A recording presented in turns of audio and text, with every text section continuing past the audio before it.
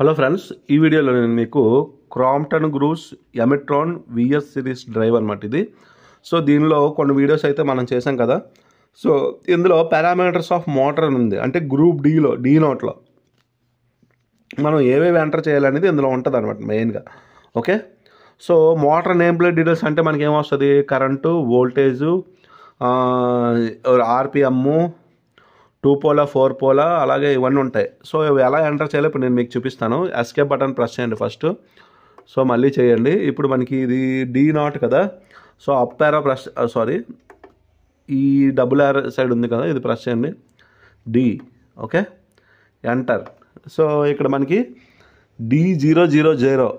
So ఇది single phase కాబట్టి motor 1 type selection అని చూసారా. సో ఎంటర్ ప్రెస్ చేయండి. సో 0 ఇది 3 phase asynchronous motor. So motor అనేది ఏ టైప్ మోటార్ అనేది, ఓకే, 3 ఫేజ్ అసింక్రనస్ మోటరే. సో 0 ఉంది. Okay, next D001 power rating of motor.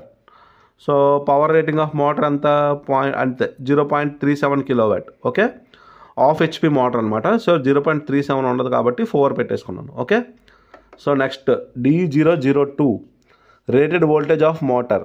ఇది ఎంత వోల్టేజ్, 454 3 ఫేస్ మోటార్ అనమాట. ఓకే, సో ఇప్పుడు నేను ఏం చేశాను, 415 వోల్టేజ్ అనేది ఎంటర్ చేసుకున్నాను. So D003 rated current of motor. So ఇప్పుడు నేను ఏం చేశాను, ఇదిగో 2.0 amps. ఓకే, ఇదే ఫుల్ లోడ్ అనమాట. సో నేమ్ ప్లేట్ డీటెయిల్స్ ప్రకారంగా. So rated speed of motor D005 అనమాట.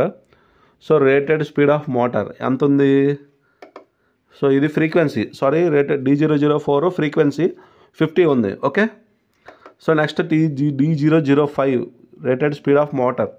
ఎంటర్ ప్రెస్ చేయండి. 945 ఆర్పిఎం కూడా 945. ఓకే, సో నెక్స్ట్ D008 లేదు ఇక్కడ. సో ఇందులో ఇవే ఉన్నాయి. ఇది సింగిల్ ఫేజ్ డ్రైవ్ కాబట్టి కొన్ని పారామీటర్సే ఉన్నాయి, కొన్ని లేవు అనమాట. ఓకే, సో బ్యాక్ వచ్చేస్తున్నాను. అంతే, ఇందులో ఎంటర్ చేయాల్సినవి ఇవే ఉన్నాయి, ఇంకేం లేవు. ఓకే, సో ఈ విధంగా మనం బేసిక్ పారామీటర్స్ అన్నీ ఎంటర్ చేసుకుంటాం. ఓకే, ఇదన్నమాట.